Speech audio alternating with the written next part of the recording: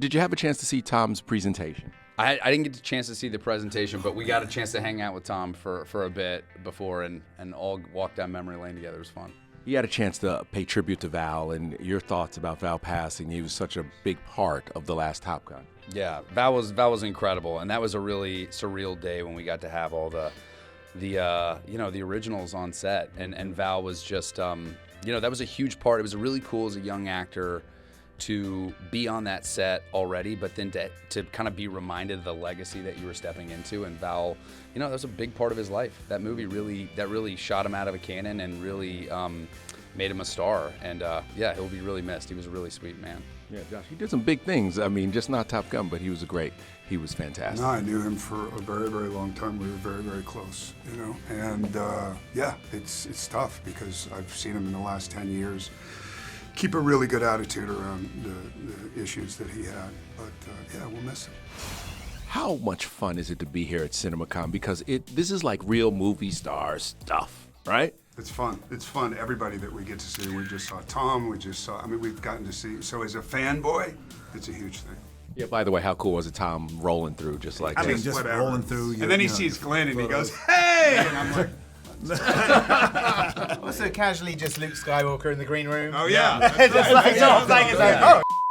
Mark Hamill's here. So Tom gave you a big hug.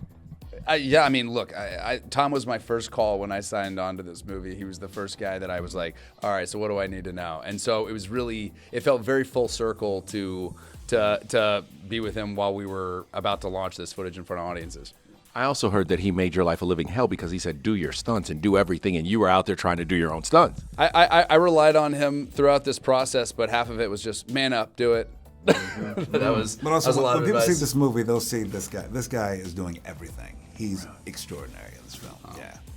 Colman, meanwhile, I want to ask you about being a game show host. How was that? And don't take jobs away from brothers. I'm just saying. You don't borrow this mic for a second.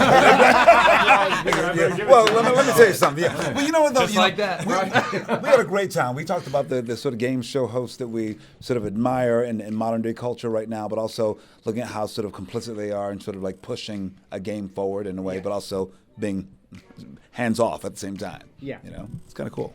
Yeah, it was like, I did take the job. Can you step over there? I was like, what is he doing? Give me my mic back. Exactly. Asking questions, too? Oh, no, it was really fun, that aspect, because I think it was, we had real fun talking about kind of game show hosts of old and looking at the way they manipulate the contestants and manipulate the audience. And like, what's so great, like you'll see in the movie, is like sort of Colman is playing the audience like a fiddle. It was so much fun doing those sequences, and just you had the audience chanting your character name with it by the end of the first day. It was great. I mean, also, Colman had the actual audience in the palm of his that's what hand. Like, that was The real audience. Like, to the how point much where was the character and how much was Colman? That's what the thing is. Like, he and this audience had this special bond. So anytime I came out there, it was like, boo. I was like, anytime Josh came out, like, boo. It was all boo. They actually booed. They actually booed you. And you came out there and said, don't do that to them, and then they yayed me because you told them to. It was like Colman personally hired that background for himself. It was amazing. That's background. Now, this Running Man is an expansion of, we all remember the movie with Arnold, but this is really an expansion and closer to the book, correct? Yeah, no, I had actually read the Stephen King novel under Richard Bachman's pseudonym. I had read that before I saw the 80s film. So I enjoyed the Arnold one, but I was also very aware that it wasn't the book. And so it was something like, in this day and age, where what's the reason to kind of like do a property again? It's like, well, there's actually a whole, like 90% of the book that hasn't been adapted. So the idea of actually doing a much closer adaptation to the original novel was thrilling to me, because I loved that book as a teenager. And I always thought it would make a great movie in a different way from the 80s one. Mm-hmm. And you guys were all over the place, right? You made this a full world, correct? I mean, every time you walked on the set, you were like, I don't know, that's one of my favorite parts, is obviously you read these things in the script and then you step on a set and like, just every single crew member just elevated this thing in a major way. So this thing is like, has to be experienced in a theater. It's just one of those things that the way it felt was incredible, but when you watch it on a screen, it's just gonna blow people away.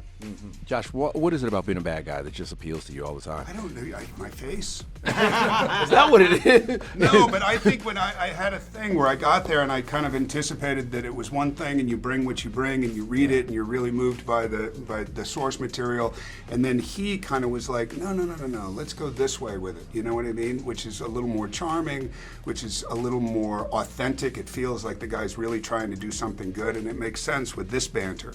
You know, this chemistry was really good. So it went to a different place than I had anticipated. It was cool. Yeah. So you're a little better than you are bad in this eventually. You'll have to decide that when you see it. I don't know what I am. How I feel about myself is irrelevant. It's what we think. It's what the world thinks about you. What is it like going into, a couple of years ago you were here and you got an award and you were getting into your action star groove. Now you're in it. This is like that moment in that movie. How does that feel? Feels great. I mean, this is again, just to like square off against these guys with one of my favorite filmmakers of all time. It's like, it's cool as it gets. Yeah, but every kid grows up dreaming of like, I want to be an action hero. Like, this is what I want to do. I want to run through and jump over and do crazy stuff. And here you are. There's one move in the movie that as a kid, I did a shot for shot thing that I pulled from Mission Impossible 2, and I get to do literally exactly what I shot as a kid on film, Really? which is pretty cool. Oh my God. I'm not gonna tell you the move. I'm not gonna do any spoilers, but it's badass. It's okay. But so it was. It was like as a fan of movies and a fan of action movies especially. That was sort of like, at least my dad and I, when we were young, like we'd go to the theater and we'd watch all these action movies. That was sort of what we shared. And so to be a part of this world is just, it's pretty surreal. By the way, how many people did you bring here today? Because last time you brought like 45. You filled almost the whole arena. Last time I got the Star Tomorrow Award, I brought I think 45 people in flight suits for Top Gun. Oh, man, that's great. It's all my friends. I'm on a tighter timeline this time. I have to like leave tonight, I think. So I don't after the ceremony. I'll be there. I'll be there. Okay. Yeah, fewer flight suits this year, but maybe next year. If there's any More family. More family. More family. Got Which my mom and dad here. They're a staple. They were on set. They know the whole gang. they were there for every step of the way. That's kind of cool. All right, what can we tell people now about the movie, which will be, because everybody has these preconceived expectations of what Running Man looks like? I think it's a really intense ride because you're seeing the entire show through his eyes. So it's a movie where, like, you know, Glen is in every scene and you see the entire experience through his eyes. So it makes it for a really immersive experience, and hopefully the trailer reflects that. Colman, did you get to pick out your outfits? That's all I want to know, because no one, I mean, you owned award season. Colman came with stuff that you just were like, oh, damn, you're wearing that. Okay, hold on. The wildest thing is our costume designers, the first thing they said is that we're going to meet you over at Dolce & Gabbana. I was like, what?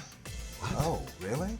And then they fitted me out. They were like, oh no, he's the star of all stars. He's the show host of all show hosts, and he looks impeccable because everything about him is what people desire, what they want to see, what they want to be. So I'm decked out. And Really? I have a hat, and I do things with the hat. And it's great. I look good in the show. I look good. Colman decked out.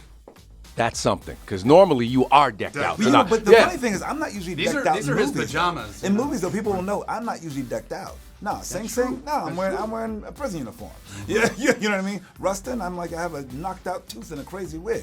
But this, I get super styled because of this man. This man was like, he's style personified. We're all styled for this. Yeah, we all look great. You got Armani. I got Armani. I got Dolce. I got Dolce. Exactly. Wow, so everybody is styled. It's his fault. He has to wear the same costume for the whole movie. Yeah. Everybody else is like, Woo! I feel like it's a sexy looking group of people. Mm-hmm. Yeah, exactly. I can agree with that. I hear you. I feel you on that.